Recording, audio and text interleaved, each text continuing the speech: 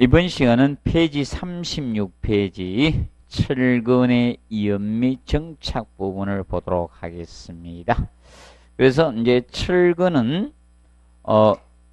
우리가 알아두실 것이 철근 이음은 이음이라는 것은 철근의 길이가 짧기 때문에 길이 방향으로 접합을 하는 것을 이음이라고 칭하는데, 먼저 1번에 인장력이 최소인 곳에서 이음을 하는 것을 기본 원칙으로 잡고 있습니다.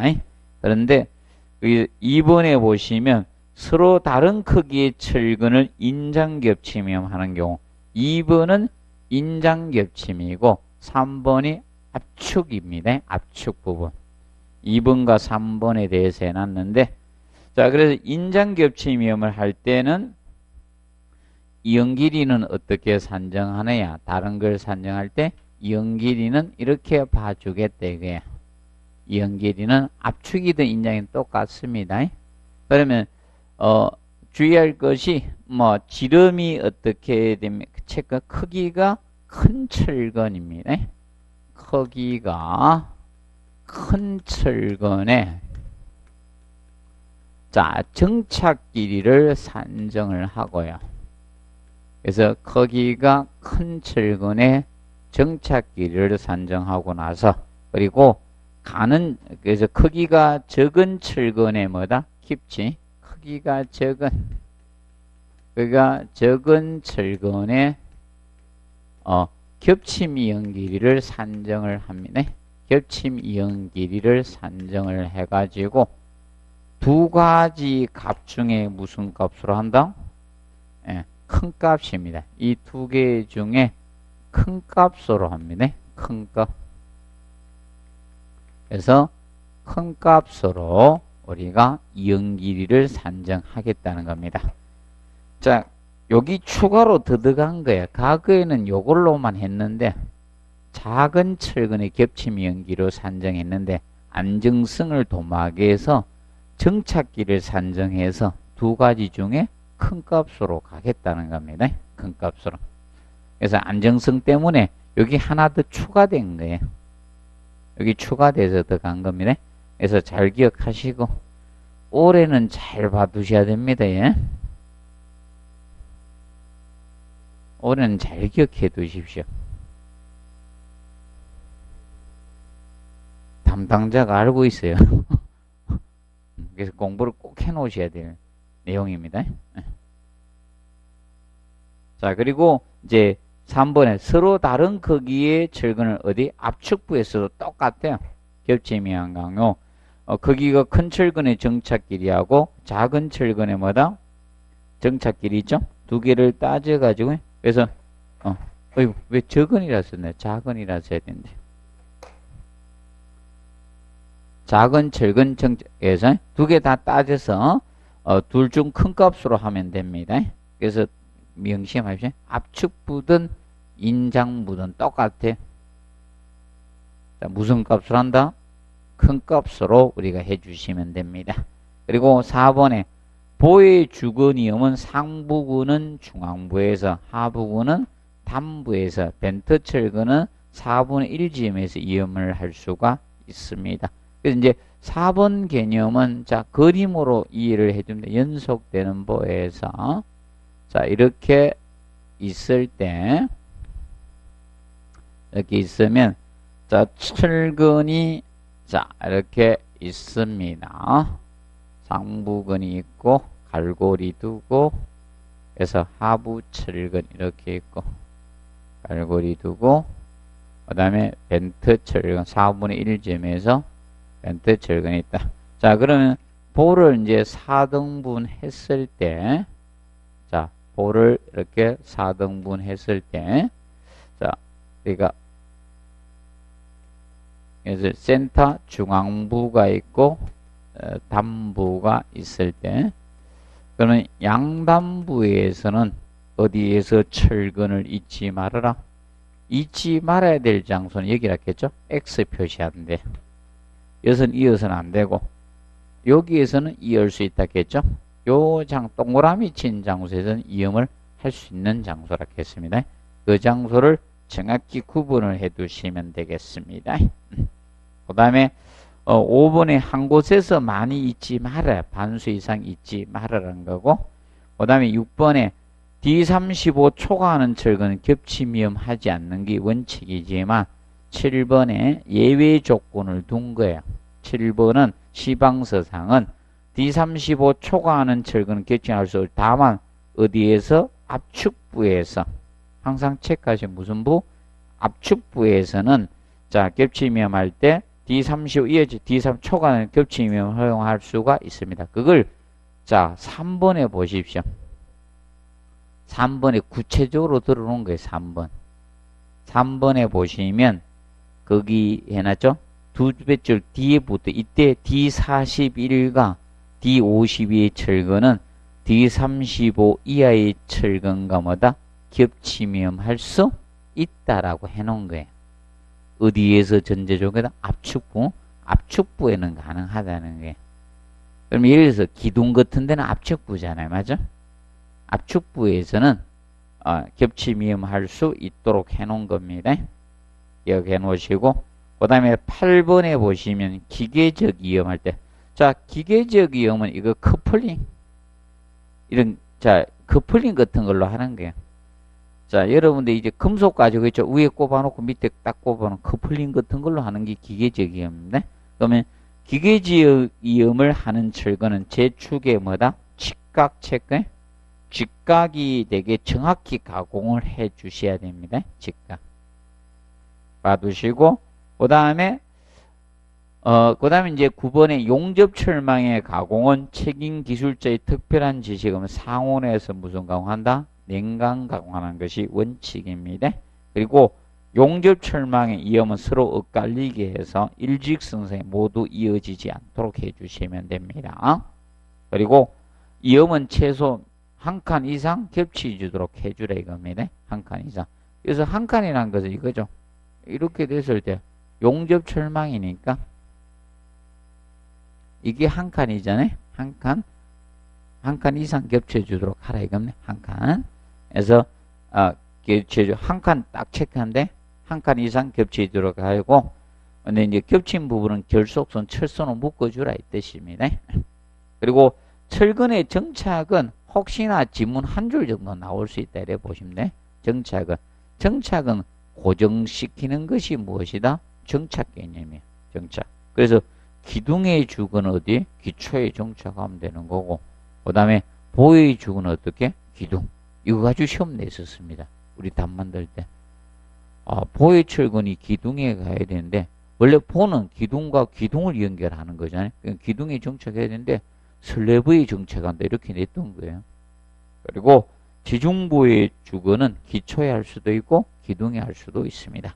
그리고 벽철근은 기둥 또는 포에 우리가 할 수가 있는 겁니다. 그리고 이제 벽식 구조일 땐 슬래브에 하겠다는 거고, 그 다음에 슬래브의 철근은 어떻게? 벽체에 포에 정착하든지 벽체에 정착하면 돼요. 그러면 자 쉽게 그죠? 라멘 구조에서는 포에 정착하는 거고, 벽식 구조는 슬래브하고 벽밖에 없잖아요. 그럼 벽체에 정착하는 거예요. 그 뒤에 벽체에 정착하는 게 벽식 구조입니다. 라멘 구조에서는 슬래브가 어떻게? 포에 정착하는 거고. 그 다음에 3번 철근과 콘크리트의 부착력 개념이 나옵니다. 그래서 콘크리트의 압축 강도가 클수록 부착력은 커집니다. 그리고 2번이 제일 중요합니다. 2번에서 냈고요. 또 내도 2번에서 낼 가능성이 높다.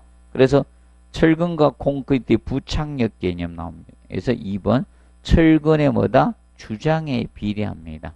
그러면 철근의 주장을 증가시키는 게 있죠. 이것이 사실 부착력 증가의 가장 효과적인 방법이 철근의 주장을 증가하는 거죠. 철근의 이 주장을 증가시키는 거죠. 증가하는 이것이 사실상 부착력 증가의 가장 효과적인 방법이에요. 부착력 증가의 가장 효과적인 방법이에요. 효과적인 방법이 철근의 뭐다? 주장을 증가시키는 방법입니다. 철근의 주장. 기억을 해 두시고요.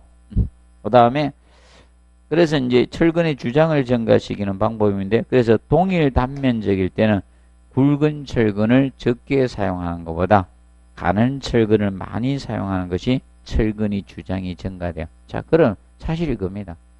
가는 철근 많이 쓰는 게 있죠. 그러면 부착력도 증가되지, 주장이 증가해서 부착력도 증가되지만 균열 제어에도 유리해요. 균열 줄이는데도요. 명심하세요.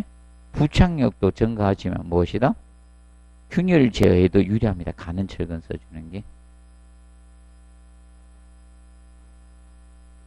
같이 기억하시고, 그 다음에 세 번째, 철근의 표면 상태와 단면 모양에 따라 달라집니다. 그래서 표면에 약간 녹슨 철근이 부착력은 좋아진다는 겁니다. 그리고 원형 철근보다 뭐다? 이형 철근이 커집니다. 부착력. 그래서 현재 이형 철근을 사용하고 있는 겁니다. 그리고 넘겨보시면 38페이지에 철근의 피복에 대해서 해놨습니다. 자, 피복 개념은 우리가 철근의 피복 개념은 이것을 피복이라고 했죠. 그래서 뭐 기둥의 예를 들면요.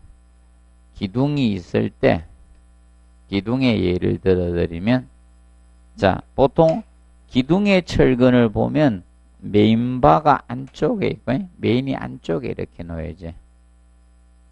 메인바 주근이 안쪽에 이렇게 존재하고요.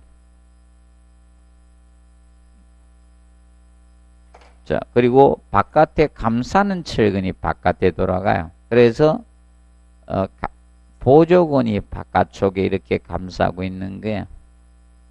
보조근이 이렇게 감싸고 있습니다. 그러면 이때 기둥에서는 이 띠철근, 뭐 띠근이라고도 하죠. 띠철근, 뭐 띠근. 옛날에 대근이라고 또 했습니다. 대근. 그래서 이것이 감싸고 있거든. 그러면 이때 피복 두께는 가장 외단에서 측정합니다. 그래서 콘크리트 표면에서 철근 표면의 가장 외단의 측정거리, 최단거리, 이것이 무슨 두께다? 피복 두께 개념이 됩니다. 그래서 이제 주철근을 기준 잡는 게 아니라 보조 감싸는 철근으로부터 측정을 하게 되는 겁니다. 이것이 피복 두께 개념이다. 그런데 38페이지 보면 피복 두께에 무슨 규정 나온다? 최소 규정이 나온다. 이걸 암기하셔야 됩니다. 들어가면 무조건 여기 들어가는 겁니다. 그래서 수중에 타설한 콘크리트는 100mm이고, 그 다음에 흙에 접해서 콘크리트는 영구히 흙에 묻히는 경우 80mm가 됩니다. 그리고 흙에 접하거나 옥외 공기에 직접 노출이 되는 콘크리트는 철근 직경에 따라 달라진다. 그러면 16 이하일 때는 40mm고 D25 이하일 때는 50mm, 그리고 D29 이상은 60mm를 해주라 이겁니다. 그리고 옥외 공기나 흙에 직접 접하지 않는 콘크리트 옥내죠. 실내가 되는데, 그럼 슬래브는 벽장선은 D35 이하냐 D35 초과에 따라 틀려집니다. 그럼 D35 초과가 되면 얼마다? 자, 40mm고 D35일 때 20mm. 아파트는 D35 이하를 쓰거든요. 20mm다. 슬래브가 이겁니다. 그리고 보기둥은 얼마? 40mm가 됩니다. 이 경우 콘크리트 설계 기준 강도가 자 40메가파스칼 이상이 된다. 이게 그럼 40메가파스칼 이상이면 고강도잖아요. 이때는 얼마다? 10mm 저감할 수 있다. 고강도일 때는 30mm까지 가능하다 이 뜻입니다. 최소가 고강도일 때. 그런데 기둥하고 보입니다. 기둥보. 그럼 여러분들 쉽게 이겁니다. 기둥보하고 슬래브는 누가 보통 피복 두께를 두껍게 한다? 기둥보가 두껍게 한다. 슬래브가 얇게 한다 이 뜻입니다. 그리고 기억을 해 놓으시고요. 그 다음에 이제 우측에 39페이지 보면 급부직 공사 봅니다. 자, 급부직 공사는 급부집은 사실상 콘크리트를 원하는 형상을 만들기 위해서 틀이 필요한데 이거 형틀을 뭐라 한다? 급부집. 영어로 폼이라고 하겠다는 겁니다. 근데 급부집 부속품에서는 사실 중요한 게 1번에 긴장제 폼타입 긴결제 나오죠. 이름이 많아. 그래서 자주 언급할 겁니다. 그리고 3번에 뭐다? 간격제 스페이스 나오죠. 이 두 가지 가지고 다루는 거예요. 두 가지. 시험은 이 두 가지입니다. 계속 두 가지 가지고 다루는가 봅니다. 그래서 여기서 콘크리트 부분으로서 그 부지 벌어지는 오그러짐을 방지하게 되는 게 뭐다? 자, 긴장제, 긴결제, 폼타이어인데, 그런데 거기 잠깐 보십시오. 거기 하살표 밑에 써놨죠. 이게 시방서상 용어입니다. 기둥이나 벽체의 그 부집과 같이 마주보는 그 부집에서 그 부집널의 일정 간격을 유지시켜주는 동시에 콘크리트의 무수나 척압, 콘크리트 척압을 최종적으로 지지하는 역할을 하는 인장부재의 매립형과 간통형으로 구분되고 있다. 그러면 매립형이 있을 수 있고 뭐다? 간통형이 있을 수 있습니다. 이것을 긴장제, 긴결제, 폼타이라고 칭하고 있다는 거예요. 그래서 요새는 격리제를 안 쓰고 긴장제 가지고 다 역할을 하게끔 만든 게 긴결제 가지고 폼타이어. 그래서 옛날은 격리제를 썼는데 최근에는 격리제 세퍼레이트를 안 쓰고요. 1번 가지고 두 개 역할을 다 하게 만든 거예요. 그래서 보시면서 3번에 뭐다? 간격제 스페이서. 이거는 뭐다? 피복 두께 유지하기 위해서 설치하는 거다. 그래서 앞전은 3번 간격제가 나온 거예요. 스페이스가. 이걸 답을 다뤘고요. 그럼 다시 1번을 해두면 돼요. 왔다 갔다 할 거예요. 시험은. 그래서 이제 피복 두께 유지하기 위해서 철근과 그 부집의 간격을 위해서 피복 두께 유지하는 게 뭐다? 스페이스입니다. 구분을 꼭 해두시고. 그 다음에 생콘크리트 척압. 자, 생콘크리트 척압은 이겁니다. 그 부집을 갖다 이렇게 설치했는데 그 부집을 설치하고 여기에다 콘크리트를 부어 넣었어요. 콘크리트를 부어 넣게 되면 콘크리트의 무엇에 의해서? 척압에 의해서 척압으로 그 부집을 밀어버려요. 이렇게 가하게 됩니다. 그럼 여기에 가하면 배부름 현상이 생길 수 있죠. 이것이 무슨 압이다? 척압이 되게. 척압. 그러면 척압에 의해서 얘들이 벌어질 수 있다는 겁니다. 그렇기 때문에 척압에 의해서 이제 그 척압을 우리가 공부해요. 그러면 척압에 견디기 위해서 설치하는 게 뭐다? 아까 배웠던 긴결제, 긴장제, 폼타이어입니다. 배부름 현상을 방지하기 위해서 긴결제, 자, 이 긴장제 폼타이어를 설치를 하는 겁니다. 그래서 얘는 척압은 우리가 배부름을 기억하라 했죠? 우리가 밥 먹으면 배 나오는 게 뭐다? 척압이잖아. 그걸 기억하시면서 공부하시면 되나. 그래서 반비례 관계가 몇 가지 있다 해서 네 가지 외우라 했죠. 콘크리트 척압과 관련돼서 반비례 관계 네 가지를 암기하라 했습니다. 네 가지. 그래서 나머지는 비례 관계에 된다 했죠. 그래서 그 네 가지에 해당되는 것이 첫 번째 철근양. 철근양이 많아지면 척압은 어떻게? 줄어든다 했습니다. 철근양하고 척압은 반비례 관계였다. 그리고 온도가 높을수록 온도가 높으면 척압은 줄어들었습니다. 그러면 그 다음에 세 번째, 자, 그 부집의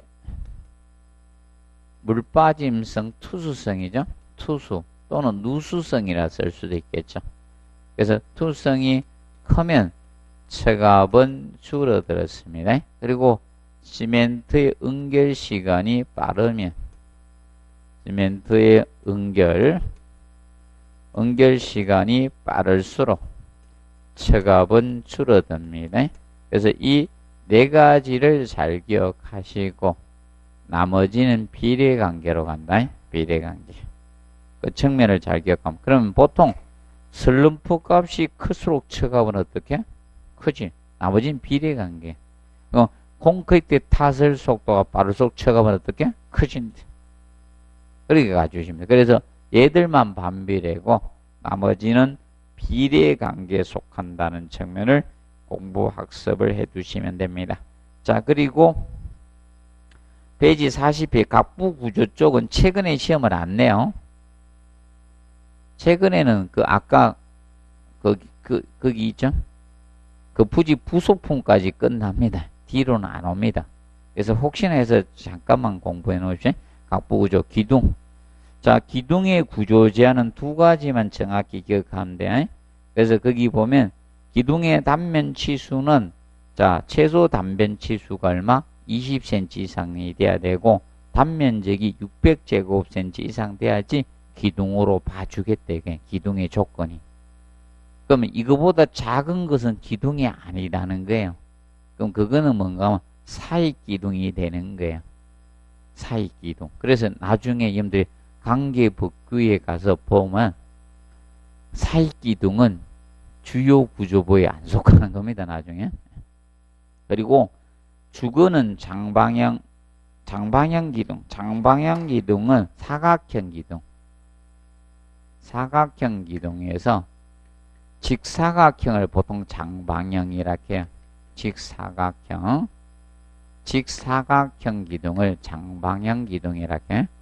그래서 사각형이 4번 이상이면 되고 원형 기둥에서는 6번 이상이 돼 주시면 됩니다. 그리고 거드 양에서는 혹시 전단철근이 나올 수가 있습니다. 아직까지는 안 냈는데 혹시 가능성에 대해서 보는 겁니다. 전단철근. 자, 전단철근은 무슨 균열을 방지하기 위해서 넣는 거다? 전단균열. 자, 전단균열 방지 목적으로 넣는 것이 전단철근이에요. 명심하세요. 무슨 목적? 전단균열을 방지하는 목적으로 넣는 것이 전단철근이 됩니다. 그래서 다 외우면 힘드니까 2번을 공부하면 돼요. 2번에서 보시면 전단철근의 경우 다음에 철근 콘크리트 부재의 경우는 다음에 전단철을 사용할 수 있다는 거죠. 그래서 1번, 2번을 비교하시는 거예요. 이게 시험입니다, 사실. 다른 시험도요, 다 나온 거 여기에요. 우리 시험만 안 낸 거예요. 주인장 철근에 45도 이상 각도로 설치되는 스트럽하고 주인장 30도 이상 각도로 설치되는 굽힘 철근이죠. 굽힘 철근 30도 이상이면 되는데 스트럽은 얼마다 넣거는 45도 이상이 돼야 된다. 자, 왜 그런가 하면 균열이 이렇게 생겼거든. 균열이 자, 빗방향으로 이렇게 균열이 가거든. 균열이 이렇게 생겨요. 균열이 이렇게 생기니까 자, 그러면 주인장 철근이 이렇게 가고 있잖아요. 이렇게 쭉 가고 주인장 철근이 이렇게 쭉 가고 있는데 이렇게 생겼으니까 최소한 몇 도 이상으로 설치해야 된다. 스트랩을 감으려면 45도. 이렇게 감아라. 이게 최소한 이 각도가 자, 이 세타 이렇게 이제 감을 때 철근을 이렇게 감아줄 때 이렇게 감을 때 최소한 45도 이상으로 감으라. 이게 이 각도가 이 세타 각도가 45도 이상 감으라 이 뜻이에요. 너끈을 감을 때 스트랩은 45도 이상은 돼야 된다. 너끈은 이겁니다. 그러면 현실적으로 그러면 45도 이상은 45도에서 90도까지 있는 거, 직각까지가 있는 거예요. 직각까지가. 그래서 현실적으로 몇 도로 감고 있다? 90도 직각으로 감고 있는 거고 공사용 이상. 45도로 감으면 공사하기 쉬울까요? 어려울까요? 어려워요.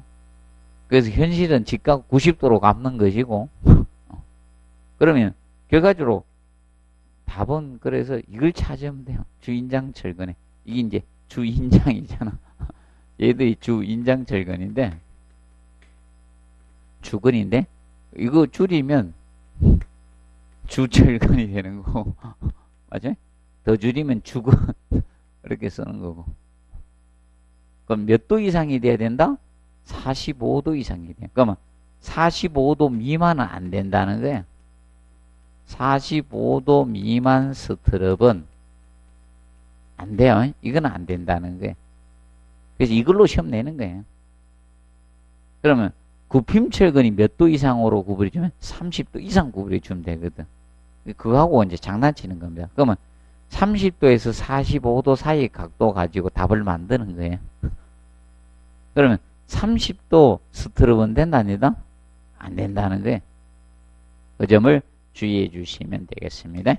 자, 그리고 바닥판 슬래브에는 그래서 보통 주근과 배력근 일방향 슬래브는 이방향, 그래서 이거 이방향 슬 주근 해놨죠? 주철근은 단변 방향의 인장철근을 주철근이라고 합니다. 슬래브 표면 가까이 배근되어 있습니다. 그런데 배력근, 우리가 아까 배력근에 대해서 설명해 드렸죠? 하중 분산 목적하고 뭐 있습니까? 균열 제어 목적 두 가지 목적 쓴다 했죠? 그것이 무슨 철근? 배력근이. 그래서 배력근은 장면 방향 인장철근으로서 주근의 안쪽에 배근되는 거예요. 기억하시죠? 그래서 여러분들 바닥판은 누가 바깥쪽으로 나간다? 바닥판은 주철근이 표면 가까이 있는 거예요. 주철근이. 그래서 모르시면 이걸 기억하면 돼. 여러분들 갈비뼈 한번 만져봐요. 바깥쪽으로 나와 있습니까? 안쪽에 있습니까? 아, 여러분들 허파나 심장이나 간이 바깥쪽에 나오신 분으로 보세요. 뼈가 바깥쪽에 있어요. 그래서 주철근이 바깥쪽으로 나갑니다. 배력근이 안쪽에 있다. 이걸 명심을 해 두시면 돼요. 그래서 이제 배력근이 아까 무슨 목적으로 쓴다 했어요? 혹시나 그 36페이지 있죠? 그 철근 그냥 심심해서 해놓은 거 아니에요? 잘 받아요. 올해 시험에 언급될 것 같아서 해준 거예요. 그 배력근 해놨죠? 배력근. 그래서 미리 앞에다 해놓은 겁니다. 배력근. 하중 분산 균열 제어 목적으로 사용하는 철근입니다. 그래서 주철근, 주근과 직각의 설정은 보조 철근입니다. 기억을 해 놓으시고, 그 다음에 41페이지 플랫 슬래브에 대해서 추가로 도 해놨습니다. 그래서 앞에서 우리가 배웠던 겁니다. 플랫 슬래브. 플랫 슬래브는 보호 닦겠죠? 평바닥판 또는 무량판 구조라고 합니다. 보호 없이, 바닥판으로 직접 슬래브의 하중을 기둥으로 직접 전달하는 게 플랫 슬래브죠. 그래서 그 그림상 보면 이해가 될 겁니다. 슬래브가 있고 보가 없는 거야. 보가 없고 기둥을 직접 전달하는데 이제 보강이 돼서 주두하고 지판이 보강이 된 것이 무슨 슬래브? 플랫 슬래브입니다. 그래서 이제 플랫 슬래브의 장점은 보가 없으니까 실내 이용률이 높아지는 거예요. 이거 가지고 시험 냈었습니다. 실내 이용률 가지고 기출을 했었고, 그 다음에 청고를 낮게 할 수 있죠. 구조가 간단하고 시공식 공사비 저렴해져. 그런데 단점은 주두의 철근이 여러 개 배치됩니다. 왜 그런가 하면 주두가 지판이 있고 주두가 보강되잖아요. 맞죠? 그래서 복잡고 바닥판이 두꺼워져서 고정 하중은 정대됩니다. 그리고 뼈대의 강성에 난점이 있습니다. 알아두시고, 그 다음에 넘겨서 42페이지 보도록 합니다. 철골 구조. 철골 구조는 철골 구조 강구조라고도 칭합니다. 철골 구조를 강구조라고도 칭합니다. 강구조. 그러면 이제 철골 구조는 두 문제 정도 나온다 했죠? 철골 구조는 두 문제 정도가 기출된다 이렇게 보시면 됩니다. 두 문제 정도가 기출될 수 있는 파트다 이렇게 보시면 됩니다. 그래서 이제 42페이지 보시면 철골 구조에서 장단점 장점적인 측면에서 우리가 봐둘 거는 저거 기억하시면 됩니다. 2번에 다른 재료보다 강도가 커서 자중을 어떻게 줄일 수가 있어요. 자중을. 얘는 비중은 큰데 적은 단면으로 큰 하중을 받을 수 있기 때문에 전체적인 건물의 자중은 어떻게 줄일 수가 있다는 겁니다. 그리고 재료의 재사용이 가능하죠. 그리고 4번의 체크, 재료의 균질성이 있고 소성 능력은 어떻게? 큽니다. 체크하세요. 소성 능력은 커요. 그리고 자, 그 다음에 인성이 커요, 적어요? 인성이. 인성은 무엇을 인성이라 했죠? 인성. 자, 재료는 변형은 되는데 파괴되지 않는 성질이라 했죠? 그래서 철은 늘어나면서, 그래서 인성은 커요. 인성은 크다. 기억하세요? 인성은 어떻게? 큽니다. 기억하시고, 그 다음에 이제 단점이 내화성이 떨어진다 했어요. 900도씨 이상이 되면 하재가, 900도씨 이상의 인장 강도가 제로가 되기 때문에, 내화성은 떨어진다. 그래서 내화 구조물을 만들려고 하면 뭐다? 내화 피복이 필요해요. 내화 구조물을 만들게 되면 내화 피복을 필요로 하게 된다겠죠? 내화 피복이 필요하다는 측면 기억을 해 두시고 내화 피복이 필요합니다. 그리고 4번에 부재가 세장함으로써 자굴에 대한 고려가 필요하다. 그래서 가늘고 어떻게 길다는 거죠. 단면에 비해서 가늘 세자, 긴장자. 그래서 자굴에 대한 고려가 필요하다는 측면 기억을 해 놓으면 돼. 이게 핵심 포인트예요. 얘는 단점 1번 하고 있죠. 4번. 이거는 내가 보기에는요. 주택관리사 시험 끝날 때까지 언급할 거예요. 내하고 자굴에 대해서 그것을 꼭 기억. 그래서 여러분들이 그잖아요. 압축력을 가해버리면 이게 휘울 수 있죠. 실수가 있다는 겁니다. 콘크리트는요. 압축력 가하면 어떻게 됩니까? 견딜 때까지 견디다가 파손되지만 철은 어떻게? 휘어버립니다.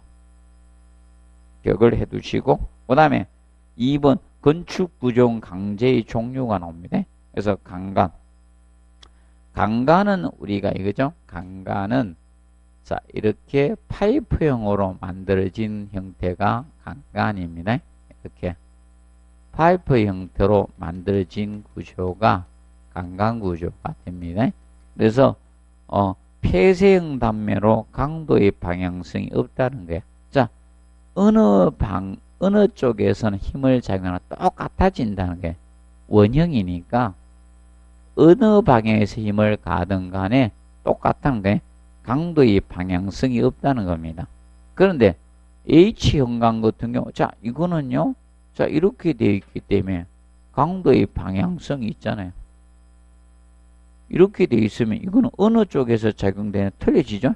힘의 방향이 틀리지, 방향성이 있지만 얘는 동그라니까 파이프형이니까 강도의 방향성이 없다는 겁니다. 그리고 자굴에도 유리하고 그 다음에 살뚝기의 주인은 경량화시킬 수가 있습니다. 그런데 단점이 6번, 7번을 체크하시면 돼요. 6번, 7번 포인트. 그래서 접합위험이 복잡고 이음부 간의 신속한 절단 가공이 어렵다는 거예요. 그래서 1번하고 6번, 7번을 잘 보시면 돼요. 다루게 되면 거기서 다룰 겁니다. 아직은 한 번도 다루지 않았지만 안 봐도 비디오에 교수님들은 그거 갈 수밖에 없어요. 그리고 형광 나오죠. 여러 가지 단면 형상을 가지는 강제를 형광이라고 하는데 형광은 표시법을 가지고 먼저 냈습니다. 그래서 형광은 표시할 때 형광의 명칭을 가장 먼저 씁니다. H형광이면 H형광을 쓰고 I형광이면 I형광을 쓰고 그 다음에 형광의 높이 A를 먼저 나타낸다. 형광의 춤을, 높이를. 그리고 형광의 폭비를 나타내고 그 다음에 뭘 나타낸다? 웨버 두께를 먼저 나타낸다 했죠. 그리고 프렌지 두께. 그래서 프렌지 두께가 마지막에 나타내야 돼요. 퍼렌지 두께가 마지막이고 웨버 두께. 그럼 결과적으로 얘들은요. 문제를 물은 게 웨버 두께하고 퍼렌지 두께를 물어야 됩니다. 앞으로는. 현강의 표시법은 냈기 때문에 표시법은 냈어. 그럼 앞으로 시험은 이걸 물을 수밖에 없습니다. 그럼 예를 들어서 H-150 곱하기 120 곱하기 9 곱하기 10이었다고 가정합시다. 현강의 표시법이. 그러면 여기에서 프렌지 두께는 얼마입니까? 이렇게 물었다는 게 현강의 표시법에서 프렌지 두께가 얼마입니까? 이렇게 물었어요. 그러면 얼마가 됩니까? 12mm가 된다는 거예요. 쉽게 내면 이런 거 내는 거야. 1, 2, 3, 4 해놓고 쉽게 내면. 그래서 자 알아두시고 그 다음에 43페이지 그 강제의 재질 표시가 나오죠. SS가 기출되었습니다. 14회 때. 그래서 건축 구조용 아변 강제가 뭐다? SS고 SM이 용접 구조용 아변 강제입니다. 그리고 SN은 건축 구조용 아변 강제를 우리가 칭합니다. 기억을 해두시고 그래서 그 세 가지 좀 구분해 두세요. 세 가지 SS하고 SF, SN을 구분해 두시고 그러면 SN 계열이 만들어진 계열이 이게 건축 구조용 아변 강제인데 스틸 유스트럭처인데 자 이게 건축물의 내진 성능 확보를 위해서 만들어진 거예요. 건축물의 이 내진성. 그래서 이 내진 성능을 증가하기 위해서 우리가 만들어진 강제가 SN 계열입니다. 그래서 일본 고베 지진에 의해서 일본 한신대진 고베 지진에서 일본의 철골 구조물이 다 붕괴가 됐어요.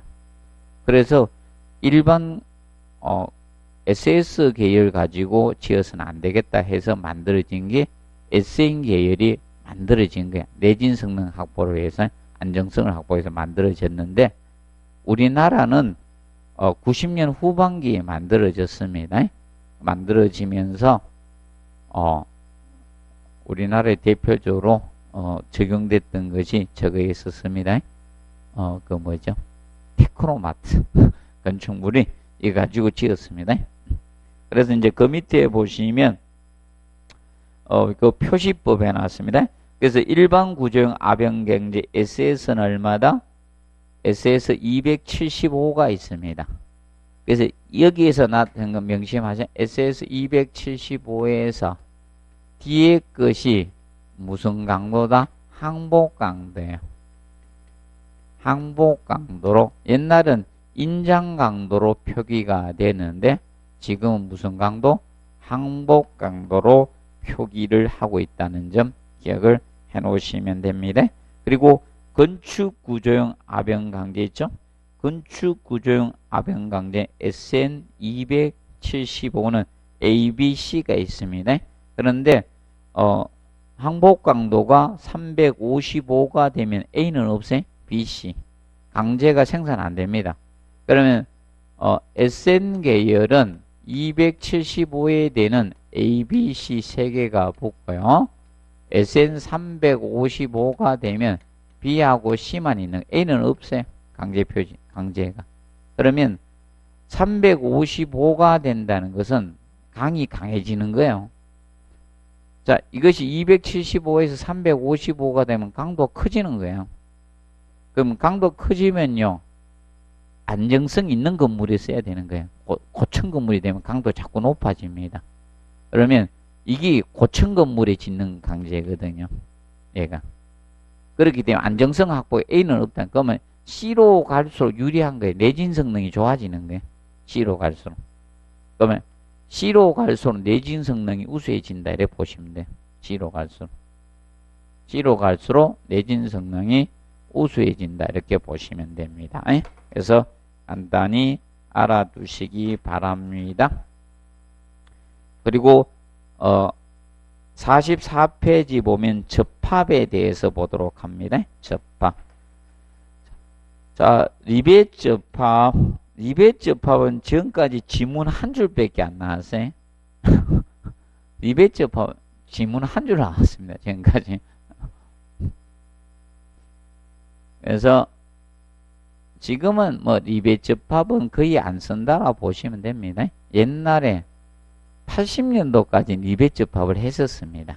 80년도까지는. 제가 학생일 때 리벳 접합하는 걸 봤거든요.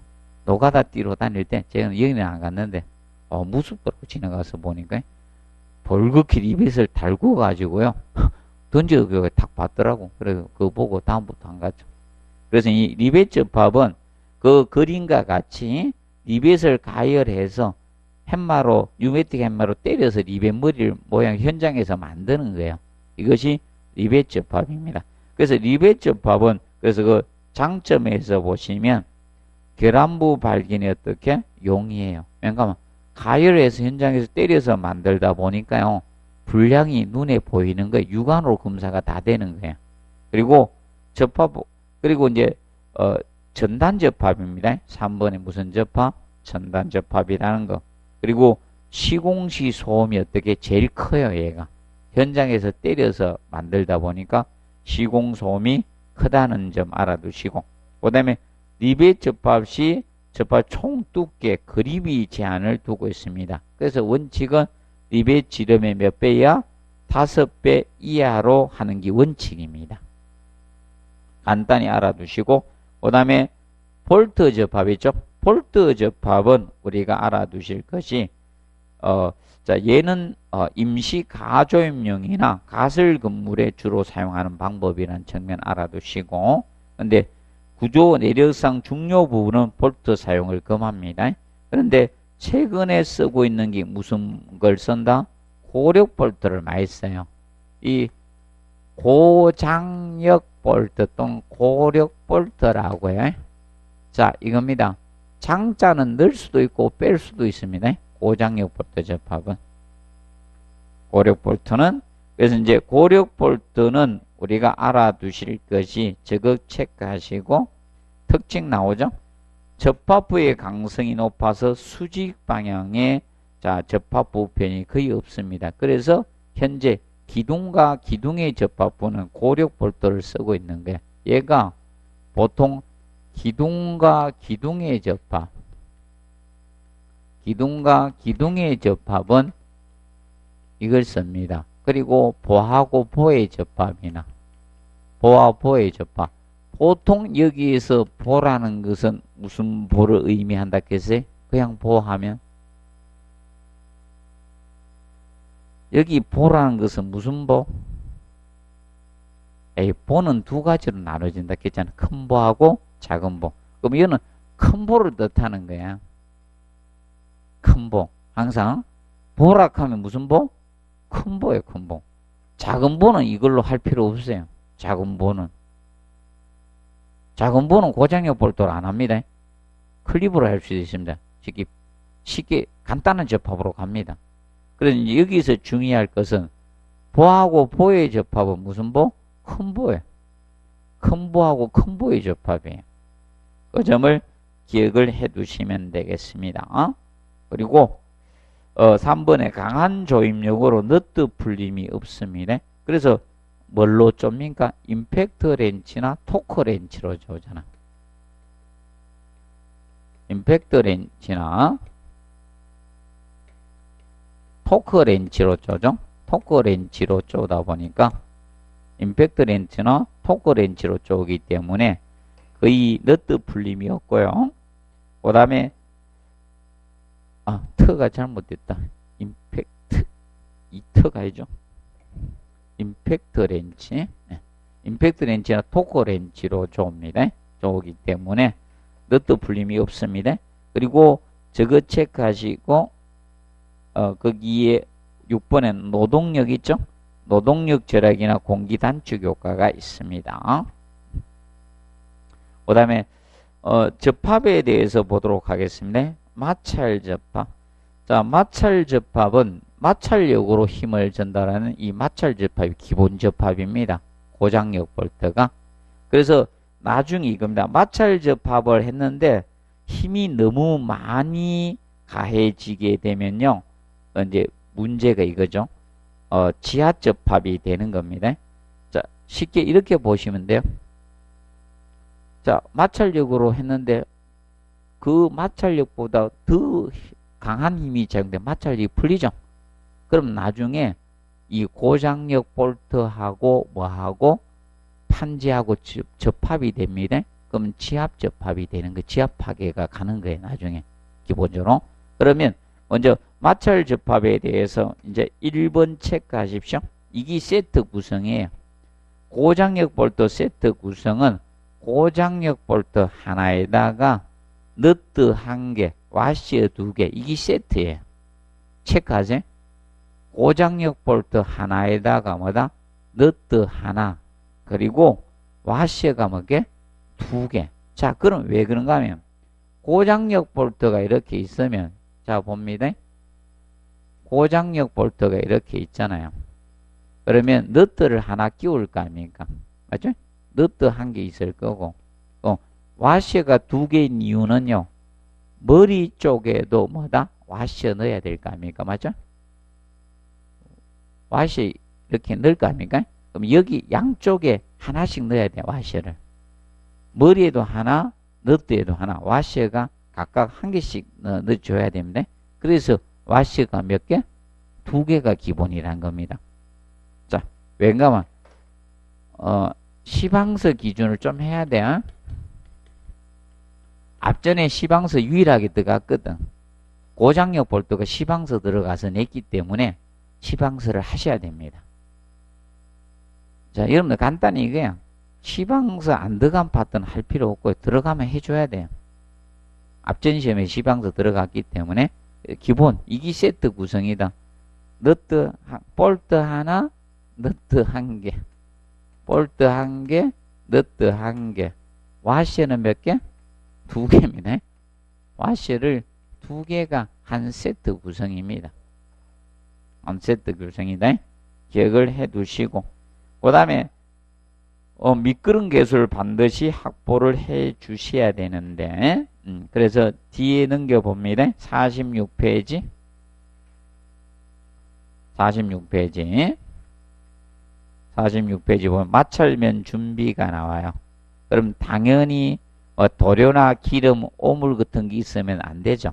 그렇기 때문에 이것을 제거하고 들돈록은 체크하십시오. 들돈록은 뭐다? 와이어, 자, 브러쉬로, 자, 제거를 해 주셔야 돼요. 와이어 브러쉬, 들돈록은 제거를 해야 됩니다. 붉은 녹은 관계없는데 들돈록은 제거해야 돼요. 들뜬녹을 다른 말 옛날 분들은 검정녹이라 했거든. 옛날 분들은 검정녹이라 썼고요. 지금 표준어는 뭐다? 들뜬녹이라 해. 들뜬녹은 제거를 해 주셔야 됩니다. 그 점 기억을 해 두시고, 그 다음에 저거 봅니다. 3번, 4번 비교해 두세요. 시험이 이제 어릴 걸 대비해서 조금 하셔야 됩니다. 3번. 그래서 3번에 보시면, 자, 현장에서 노출을 위한 부식 우려가 없고 미끄럼 계수를 얼마? 0.5 체크. 0.5를 정해서 설계한 경우는 마찰면에 페인트를 칠하지 않고 미끄럼 계수가 0.5 이상 확보되도록 해주시면 돼요. 부식 우려가 없을 때는 도장을 할 필요가 없다는 겁니다. 그런데 4번 볼트 접합 이후 현장의 노출로 인해서 마찰면에 뭐다? 부식될 우려가 있어서 도장을 하는 것을 체크. 도장을 하는 것을 전제로 미끄럼 계수를 얼마? 0.45를 적용할 경우 있죠. 설계할 경우는 이때는 미끄럼 계수가 0.45 이상 확보되도록 무기질 아연말 체크하세요. 무기질 아연말 프라이머를 도장을 합니다. 다른 도장은 안 돼요. 다른 도장은 미끄럼 계수가 확보가 안 돼요. 미끌립니다. 그래서 무슨 도장이 가능하다? 무기질 아연말입니다. 무기질 아연말 프라이머 도장 처리를 해줄 수가 있다는 겁니다. 그래서 잘 기억합시다. 미끄럼 계수가 0.5 부식우력 0.5로 확보로 설계할 때 도장하면 안 돼요. 그럼 얼마로 설계했을 때 0.45로 확보를 했을 때는 무기질 아연말 프라이머는 가능하다는 겁니다. 체크해 놓으세요. 에이, 여러분들 시험은 이거예요. 냈던 거 안 내고 또 깊숙이 들어가요. 대비를 좀 해야 됩니다. 그래서 웬만하면 안 하려고 했는데 시방서를 들어가서 할 수 없이 시방서 해야 돼요. 앞전 시험이 시방서 여기저기 한 줄 다 따가낸 거야. 그리고 볼트 조임에 대해서 나왔어요. 자, 볼트 조임은 거기 1번에 보시면 볼트 머리하고 너트에 각각 와시 한 개 끼우고 너트를 회전식. 그래서 기억하시죠? 자, 그래서 이거 아까 세트 기준이 어떻게 볼트 하나에 너트 한 개하고 와시 두 개라 했죠? 그래서 양쪽에 각각 하나 와시 끼우고 누구를 회전시켜야 돼요? 머리를 회전시키면 안 돼요. 누구를? 너트. 체크. 너트를 회전시켜야 됩니다. 체크하세요. 그래서 임팩트 렌치나 토크 렌치, 너트를 회전시켜서 조이면 됩니다. 근데 다만 체크하세요. 토크 전단형 고장력 볼트 있죠? 체크하세요. 토크 전단형 고장, 특수 고장력 볼트입니다. 쉽게 우리는 특수 고장력 볼트. 특수 고장력 볼트가 토크 전단형 고장력 볼트입니다. 특수 고장력 볼트. 이때는 너트 측에만 와시 하나 사용돼. 이거는 체크하시죠? 볼트 쪽은 와시 사용 안 하고요. 어디다? 너트 측에만.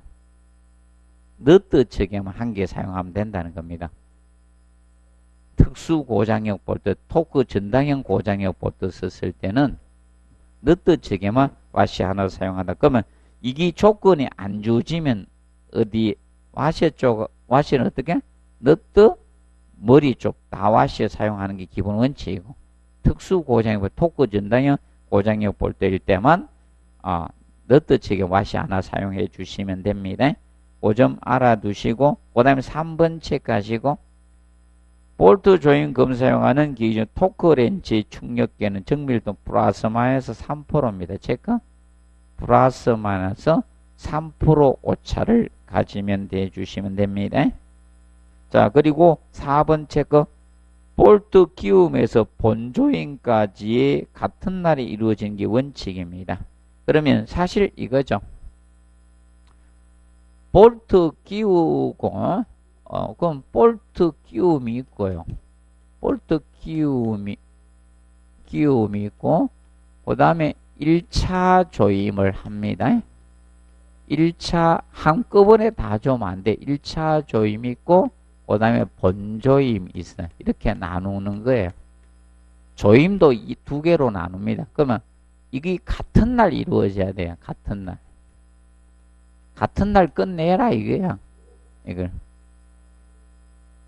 앞전에 요걸 이제 장난친 겁니다. 1차 조임을 하고 안정화를 거치고 안정화 된 다음에 2차 본조임 하라 이렇게 한 거예요. 볼트 끼움하고 본조임까지 같은 날에 다 이루어지라 이겁니다. 같은 날에 이루어지는 것이 기본 원칙이라는 겁니다. 알아두시고 그 다음에 5번 체크하시고 볼트 조임 작업 시 본조임은 원재 강우나 결로 등 습한 상태의 조임해서 안 됩니다. 자, 그래서 그 경우는 해서는 안 된다는 점을 우리가 알아두시고요.